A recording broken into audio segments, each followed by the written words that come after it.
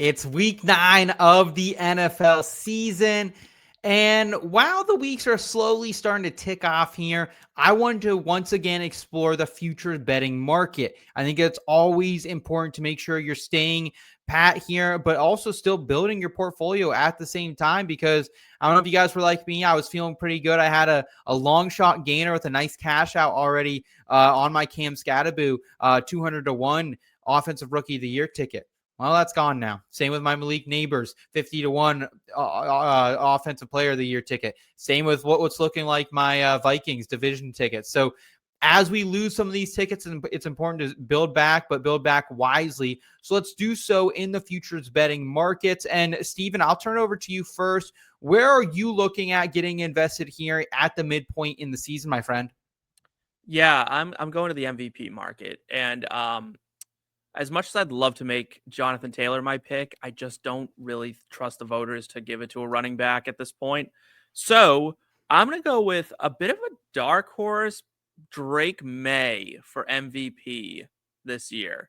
Um, I know that Allen and Mahomes are flashier, but I don't know if anyone has better efficiency numbers right now than Drake May in terms of throwing the football. It's true. He is on an absolute heater.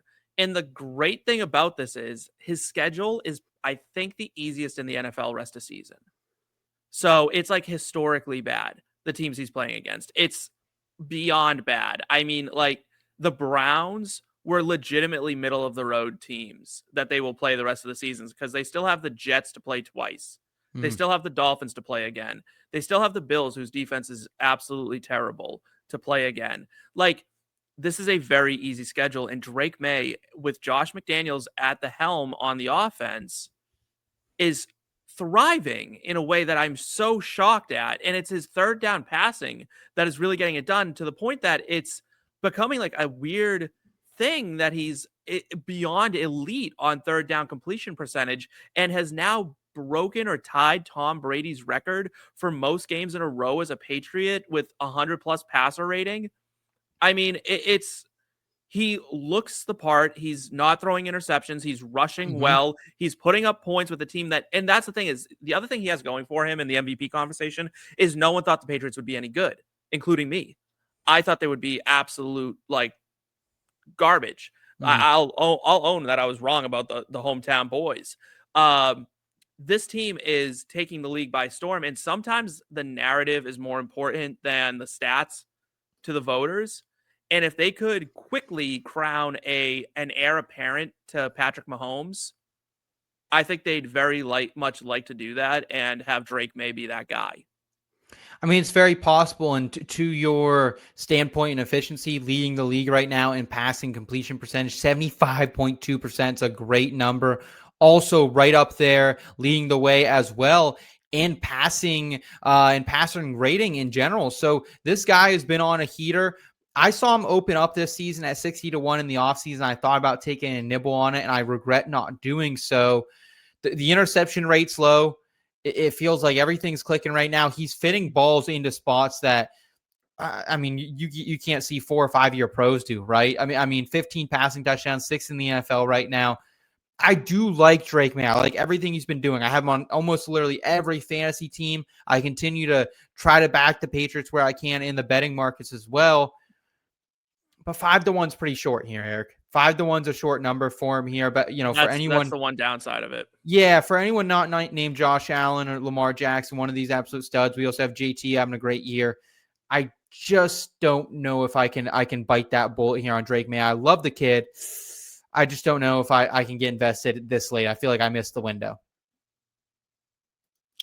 I think that's a bit of sunk cost bias. All told, 5 to 1 for the way he's playing, for his set of circumstances, for his average supporting cast, but also some of the kind of subjective factors like voter fatigue and New England Patriot bias, right? Like, there are a lot of things that, for my money, on merit, Drake May should be one of, if not the favorite to win it.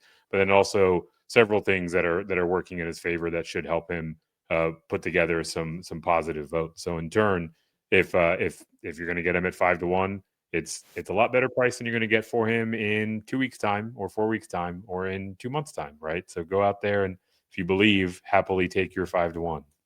And Eric, you're taking a player in the award market that is actually half this price at plus 250. Yeah, this is probably why I'm in favor of taking Drake Maye at 5-1, because I'm going to make a case for Myles Garrett for the defensive player of the year at 2.5-1.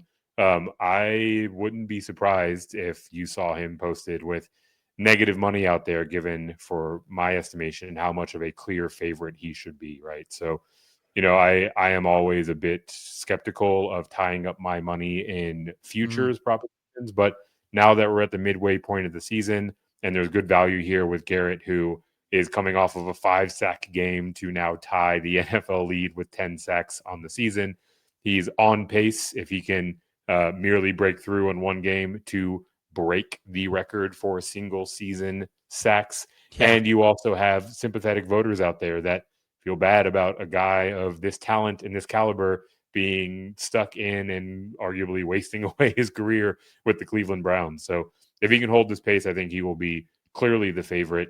Again, 2.5-1 isn't great, but I do think it is a number that is going to be continuing to get slimmer and slimmer as the weeks go on. Is this a 2-horse race right now? Is it him and Micah Parsons? It's him and no one else. I mean, look at the odds, though. I mean, from an odds standpoint, it's him and Micah Parsons. From a merit standpoint, it is him and no one else. Do you think it's just Micah Parsons coming off that huge last week performance and everyone's just kind of steaming up here? Is that what we're thinking? It's also just like the narrative, like F. Jerry Jones here a little bit too? Yeah. It's the recency bias. It's the fact that he was the splashiest trade that we can remember in recent memory, right? Like, people are very much so watching and waiting for him to do well. And also it's the fact that the Packers are a marquee franchise and the Browns are a dumpster fire. Yeah, it's true. Can we just for a second about Myles Garrett, can we stop with the whole like, oh, he's stuck in Cleveland? I feel bad for him when he got drafted. Like, brother, you could have gotten out. You know what I mean? It's not like you had any reason to believe the Browns were turning this around. Yep, you signed. They threw a bunch of money at you. You said, I want out. They said, we'll pay you. And you went, okay. And now you're like, I don't like that we don't have a winning culture. Brother, they've never had one. Not for 1 second, not for 1 year. What do you mean? No, I agree. I don't think Eric himself was pitying him, but I think he thinks the NFL media and voters will. And yes. I do agree there will be a strong sort of them that will. And I'm not one of those. Well, I'm not a voter. I don't think I will ever be a voter. I don't pity any guy who's making like $1 gazillion for anything. Yeah. Yeah, it's true. Like, go play your game. Go play your touch football. Like, go score a touchdown and make your money. Like, I don't care. Like, if you win or lose. For me, in the futures market right now, I don't think there's a better place to look. And yes, there's some hometown bias here, but I'm seeing some value on Tyler Warren, 6-1 on ESPN Bet to win Offensive Rookie of the Year. He right now is going as low as 4-1 at other books. So I think 6-1 at ESPN still is a great price. I thought about this last week. I was still glad to see it here. The other favorites are currently Jackson Dart plus 105 and Emeka Egbuka plus 180. Dart, he might struggle here down the stretch. Like, Cam Scatterbo was the heartbeat of that team right now. He's got upcoming matchups against San Fran, Chicago, Green Bay, and Detroit. So I like it against Chicago. I don't know how I feel about a San Fran team who just got ran over. They're seeing a rookie quarterback. Green Bay's had a good defense. Detroit's up and down. But I think also as more tape gets out there on the kid, opposing defenses are going to see, like, while I saw a couple weeks ago him go through multiple reads, this last week it felt very much one read and go again, right? If it's not there on the first passing read, I'm going to take off my legs. I think maybe he gets caught up. I think maybe that number expands once again, and anyone taking right now Jackson Dart, that number is not going to be happy. And Emeka Egbuka, his recent game logs right now, one, I think he's obviously injured. That's led to this, but also the game logs recently, 2 for 24, 4 for 58, 3 for 35. That does not sound like an offensive rookie of the year.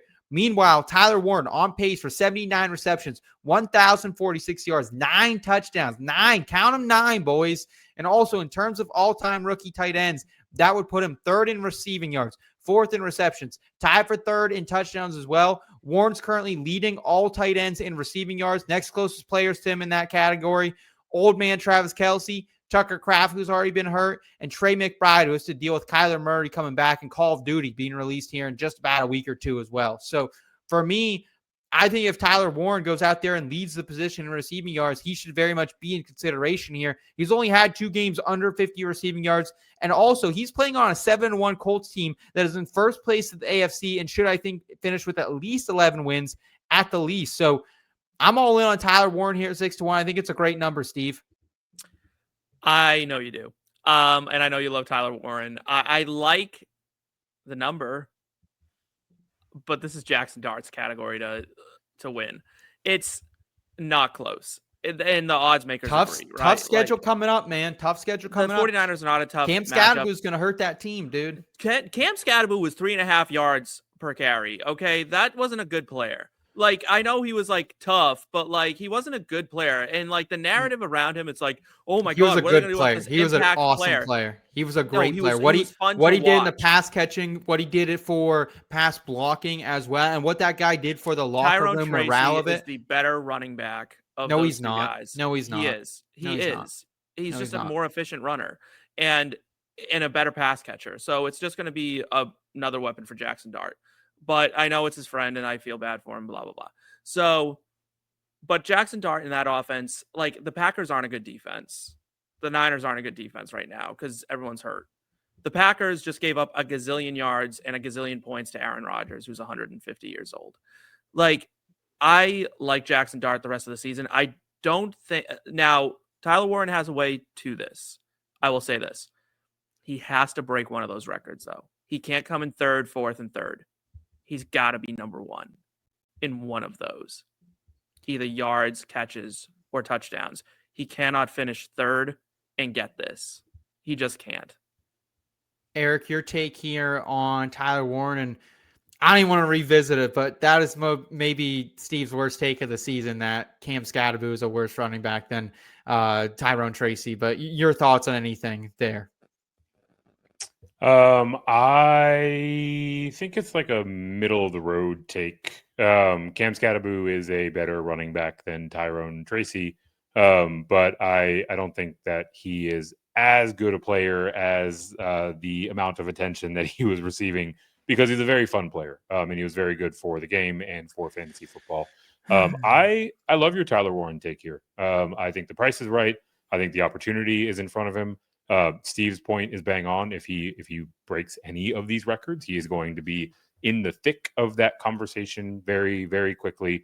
I also wouldn't mind, like, if he's getting there, it's probably on the back of a pretty prolific Danny Dime season. So maybe a little sprinkle, maybe a little mini step ladder where you parlay him up with a Daniel Jones MVP and get some or comeback player of the year. Odds. Well, can Danny Dime? They won't give it to. No, you can't do that because it's injury now. It's got to be only injury now. Yeah, you're right. Only injury. It's only after injury. Joe Flacco stole it from the guy who died on the field. May we never forget.